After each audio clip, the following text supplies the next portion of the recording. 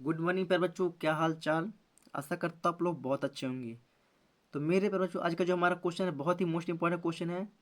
कि क्वेश्चन क्या है कि चुंबकत्व के लिए, किसके लिए, चुंबकत्व के लिए कूलाम के व्युत्क्रम वर्ग का नियम लिखिए तथा एकांक ध्रुव को परिभाषित कीजिए। इससे पहले भी हमने चैप्टर 1 में पढ़ चुके हैं कूलाम के व्युत्क्रम वर्ग का नियम। तो वो वाले कूलाम के नियम में और इस कूलाम के नियम में क्या डिफरेंट है, इसके बारे में बात करेंगे और पूरे व्यंजक को सॉल्व करेंगे, है ना। तो मैं व्यंजक को सॉल्व करूंगा और आप लोग को कहाँ पर डिफरेंट है इस चीज़ को बताते चलूंगा। तो अब बस आप लोग अपने माइंड में रखिएगा और व्यंजक की ओर ध्यान से देखिएगा, तो ही आप लोग समझ पाएंगे, अन्यथा आप लोग को बिल्कुल भी समझ में नहीं आएगा। तो चलिए हम देखते हैं कूलाम के व्युत्क्रम वर्ग का नियम क्या है हमारा। तो जो हमारा कूलाम का नियम कुछ इस प्रकार है कि, है ना, वहां पर क्या था, जो विद्युत क्षेत्र की तीव्रता वाला कूलाम का नियम था, तो वहां पर क्या बोलते थे, दो स्थिर बिंदु थे। तो वहां पर क्या था, स्थिर बिंदु ए और बी थे। क्या थे वहां पर, ए और बी थे। लेकिन यहाँ पर क्या होगा, यहाँ पर ध्रुव प्रबल, सॉरी, यहाँ पर क्या था, एन और एस होगा। क्या होगा, यहाँ पर दो ध्रुव होगा। क्या होगा, यहाँ पर दो ध्रुव होगा, एन और एस। वहां पर ए और बी होता था, है ना। और वहां पर दो आवेश होते थे। क्या होते थे, दो आवेश होते थे, Q1 और Q2 होते थे। लेकिन यहाँ पर क्या होगा, ध्रुव प्रबल होगा, M1 और M2। उनके बीच का जो बल F वही होगा। लेकिन उनके बीच की दूरी वहां पर क्या होती थी, R होती थी। लेकिन यहाँ पर बीच की दूरी क्या होगी, D होगी। क्या होगी, बीच की दूरी D होगी।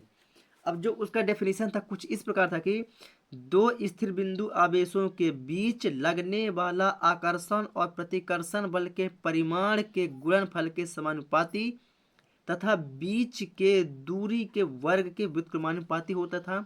तो वो कूलाम का नियम कौन सा कहलाता था, विद्युत क्षेत्र की तीव्रता वाला। अब हम बात करते हैं चुंबकत्व के कूलाम के नियम की डेफिनेशन।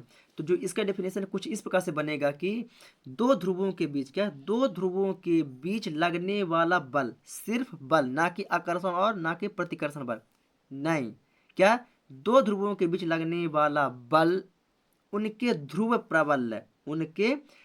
प्रबल के समानुपाती या उनके ध्रुव प्रबल के गुणनफल के समानुपाती तथा बीच के दूरी के वर्ग के व्युत्क्रमानुपाती होता है। क्या कहलाता है, कूलाम के व्युत्क्रम वर्ग का नियम कहलाता है। किसके लिए, चुंबकत्व के लिए। एक बार पुनः रिपीट करूंगा, है ना। क्या बोलूंगा कि दो ध्रुवों के बीच लगने वाला बल, क्या, दो ध्रुवों के बीच लगने वाला बल उनके ध्रुव प्रबल के गुणनफल के समानुपाती तथा बीच के दूरी के वर्ग के व्युत्क्रमानुपाती होता है। बीच के, दूरी के और वर्ग के, किसके, वर्ग के व्युत्क्रमानुपाती होता है। कूलाम के व्युत्क्रम वर्ग का नियम कहलाता है। समझ गए। इस डेफिनेशन को मैं प्रॉपर तरीके से अपने नोट्स कॉपी दूंगा जिसमें से आप लोग लिख पाओगे। चलिए अब बात करते हैं इसका, अब बात करते हैं इसका थ्योरम की। तो इसकी थ्योरम क्या होगी, इसकी थ्योरम कुछ इस प्रकार से होगी कि माना कि किसी चुंबक के दो ध्रुव, ये एक चुंबक मान लेते हैं, है ना, ये मान लेते हैं एक चुंबक है, इस प्रकार से, है ना। तो क्या बोलेंगे, माना कि किसी चुंबक के दो ध्रुव एन और एस हैं। क्या, माना किसी चुंबक के दो ध्रुव एन और एस हैं जिनके ध्रुव प्रबल M1 और M2 हैं, जिनके ध्रुव प्रबल M1 और M2 हैं। उनके बीच की दूरी क्या है, उनके बीच की दूरी D है। और उनके बीच लगने वाला बल क्या है, F है। क्या, उनके बीच लगने वाला बल F है। एक बार पुनः रिपीट करूंगा और आप लोग को प्रॉपर तरीके से मैं नोट्स कॉपी दूंगा, वहां पर आप लोग को लिखने के लिए मिलेगा। चलिए तो बात करते हैं एक बार पुनः कि माना कि किसी चुंबक के दो ध्रुव N और S हैं, जिनके ध्रुव प्रबल M1 और M2 हैं। इनके बीच लगने वाला बल F और इनके बीच की दूरी क्या है, D है।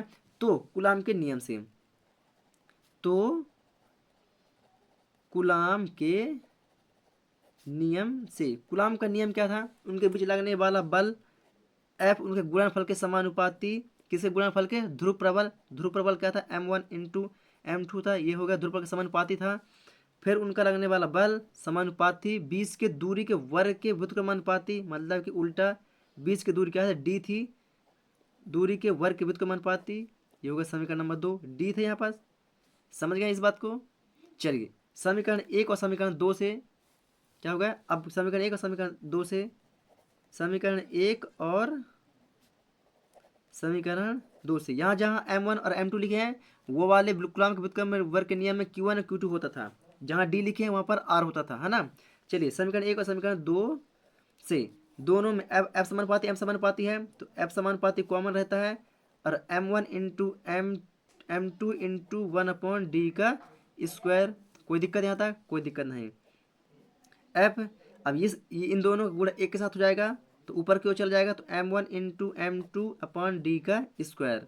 कोई दिक्कत? अब समानुपातिक चिन्ह हटाते हैं, ये समानुपातिक चिन्ह हटेगा तो क्या लगेगा? एक नीतांक लगता है और एक बराबर चिन्ह लगता है, तो नीतांक के बराबर m1 इंटू m2d का स्क्वायर। कोई दिक्कत? ये हो गया हमारा कौन सा समीकरण नंबर तीसरा। जहां हम बता देते हैं जहां जहां के क्या है, जहां के एक क्या है? नियतांक है। क्या है? जहां के एक नियतांक जिसका मान के बराबर μ0/4 पाई होता है, और इसका मान क्या होता है? 10⁻⁻7 टेस्ला। क्या होता है? 10⁻⁻7 टेस्ला। समीकरण तीन में के का मान रखने पर चलिए आप लोग प्रॉपर तरीके से समझिएगा, पूरा सेम वही है। तो लिखेंगे समीकरण तीन में के का मान रखने पर चलिए के का मान रख देते हैं। तो f बराबर के का मान क्या है? μ0/4 इंटू m1 इंटू m2d का स्क्वायर। कोई दिक्कत? कोई दिक्कत नहीं। तो f बराबर, अब इसका मान रख देते हैं, तो इसका मान क्या था? 10⁻⁻7 m1 इंटू m2/d का स्क्वायर। कोई दिक्कत? टेस्ला क्या होता है? इसका ऐसा ही मात्रक होता है, विद्युत क्षेत्र की तीव्रता का ऐसा ही मात्रक होता है। इसको देते हैं समीकरण नंबर 4। इसको दे दिए समीकरण नंबर 4। अब बात करें यदि f का मान, यदि f बराबर हम क्या मान लें? यदि f का मान मान लेते हैं 10⁻⁻7 हो, f का मान 10⁻⁻7 हो, और m1 और m2 का मान, सॉरी थोड़ा सा ऊपर है ना, m का मान क्या हो? m हो, और m2 का मान भी क्या हो? m हो। मतलब m1 बराबर m2 बराबर क्या हो? m हो। मतलब m का मान भी, m1 का मान भी m हो, और m2 का मान भी m हो। और d दूरी, अगर इसकी दूरी क्या हो? 1 मीटर हो। क्या? इसकी दूरी 1 मीटर हो, तो समीकरण 4 क्या होगा? निम्न रूप से परिवर्तित होगा। तो क्या बोलेंगे यहाँ पर? समीकरण 4 निम्न रूप से क्या होगा? परिवर्तित होगा। निम्न रूप से परिवर्तित होगा। चलिए कैसे परिवर्तित होगा? f का मान क्या है? 10⁻⁻7 है, तो यहाँ पर क्या लिख देंगे? 10⁻⁻7 बराबर, ये पहले से ही 10⁻⁻7 है, 10⁻⁻7 सॉरी बराबर इंटू, सॉरी डॉट लगा देते, क्या डॉट लगा देते हैं, है ना, डॉट। m का मान क्या है? m1 का मान भी m है, और m2 का मान भी m है। d का मान क्या है? 1 मीटर का स्क्वायर। कोई दिक्कत यहाँ तक आप लोग को? कोई दिक्कत नहीं होनी चाहिए, जहाँ तक मैं समझ रहा हूँ। चलिए अब एक का स्क्वायर करोगे तो क्या आएगा? मान एक ही आएगा। क्या आएगा? एक ही आएगा। एक का स्क्वायर मतलब एक। कोई दिक्कत? एक को लिख कोई दिक्कत नहीं, है ना। ये अभी कहाँ गुणांक है, बराबर किस पर आएगा? तो भाग में जाएगा, तो 10⁻⁻7 है ना। तो ये गुणांक है, बराबर किस पर आएगा? तो कहाँ जाएगा? 10 भाग में जाएगा, बराबर m क्या है? तो दोनों का अगर हम गुणा कर दें तो क्या हो जाएगा? m का स्क्वायर हो जाएगा। क्या हो जाएगा? m का स्क्वायर हो जाएगा। एक का स्क्वायर करोगे तो एक ही आएगा। एक को नीचे लिखने की ना लिखने की कोई ज़रूरत नहीं है। कोई दिक्कत? ये दोनों कट जाएगा तो क्या बचेगा यहाँ पर आएगा एक बराबर m का स्क्वायर। समझ रहे हैं बात को? m का स्क्वायर इस साइड कर देते हैं और एक को इस साइड कर देते हैं, मतलब पलटी कर देते हैं। चलिए कोई दिक्कत आप लोगों को? कोई दिक्कत नहीं, है ना। थोड़ा सा मैं यहाँ से ले लेता हूँ, हाँ, ताकि आप लोग को भी यहीं कहीं समझ में प्रॉपर तरीके से आ जाएगा। चलिए m, अब ये स्क्वायर लगा हुआ है, स्क्वायर हटेगा तो यहाँ पर क्या लग जाएगा? रूट। तो यहाँ पर लिखेंगे m बराबर, है ना, तो स्क्वायर हटा तो क्या लग गया? यहाँ पर रूट लग गया, ये रूट लग गया।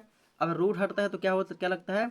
बराबर प्लस माइनस का चिन्ह लग जाता है। क्या लगता है? प्लस माइनस का चिन्ह लग जाता है। कोई दिक्कत? ये होगा हमारा क्या क्या क्या कहलाएगा? कूलॉम के व्युत्क्रम वर्ग का नियम का व्यंजक। That proved. क्या होगा? That proved, PROVED, that proved.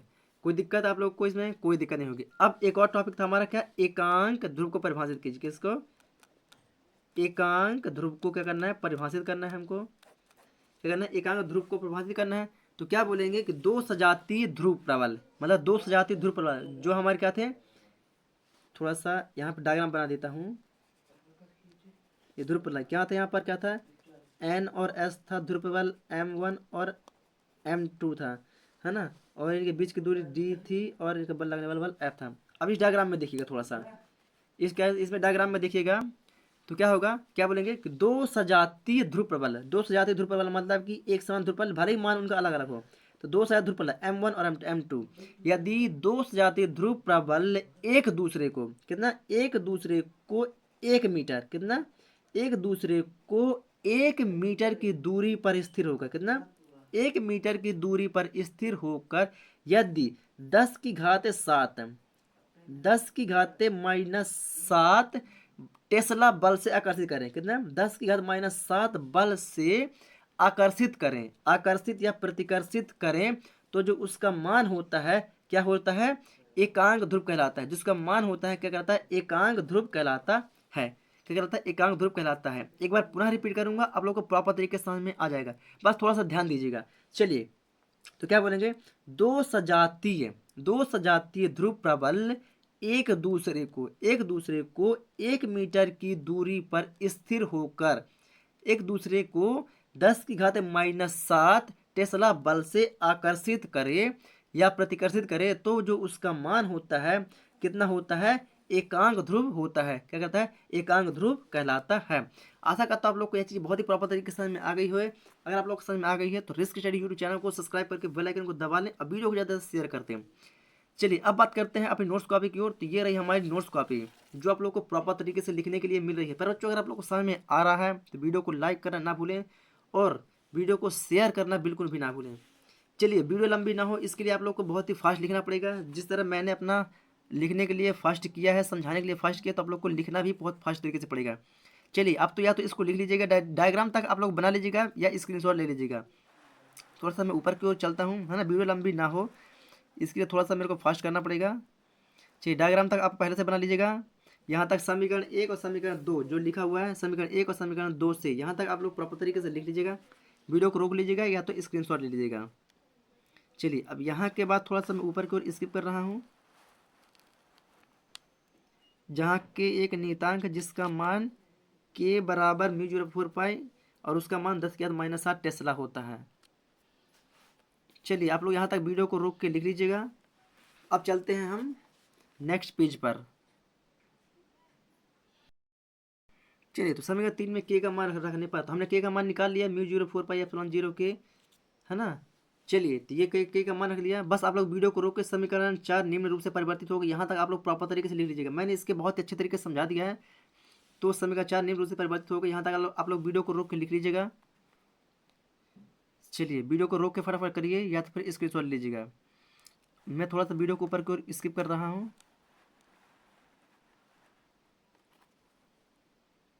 समीकरण 4 निम्न रूप से परिवर्तित होगा यहाँ तक आप लोगों ने वीडियो को लिख लिया होगा। अब इसके नीचे से लिखिए, लिखना स्टार्ट करिएगा। चलिए आप लोग वीडियो को रोक के यहाँ तक लिख लिए होंगे प्राय। चलिए थोड़ा सा ऊपर की ओर और स्किप कर रहा हूँ मैं। जो ध्रुव प्रबल की जो डेफिनेशन कुछ इस प्रकार हमारी होगी। तो ये रहे हमारे ध्रुव प्रबल की डेफिनेशन, एकांक ध्रुव की डेफिनेशन, सॉरी। चलिए प्यारे बच्चों अगर आप लोग को बहुत ही प्रॉपर तरीके से नोट्स मिल पा रही है तो वीडियो को लाइक करके चैनल को सब्सक्राइब करके बेल आइकन को दबा लें और वीडियो को ज़्यादा से ज़्यादा शेयर कर दें। चलिए प्यारे बच्चों हम मिलेंगे आप लोग को एक न्यू वीडियो के साथ। तब तक के लिए जय हिंद।